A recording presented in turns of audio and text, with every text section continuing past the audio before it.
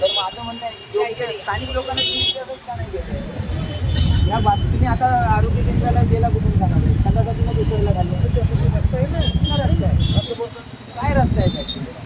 मग ते बरं मला एक सांगा तुमच्या मुलांना मी काय बोलतो लॉटरीत निवडून आलेल्यांचा आम्हाला काही घेणं देणं नाही आधी सांगतो पण स्थानिक लोकांना तुम्ही नगरसेवक आहे ना स्थानिक लोकांना विचारा ना आजूबाजूच्या काय पाहिजे तुम्हाला मी आता 5 मिनिटं जेव्हा इथं बसायला तयार आहे फक्त माझं म्हणणं एवढे की तुम्ही विश्वासात घेतलं का आम्हाला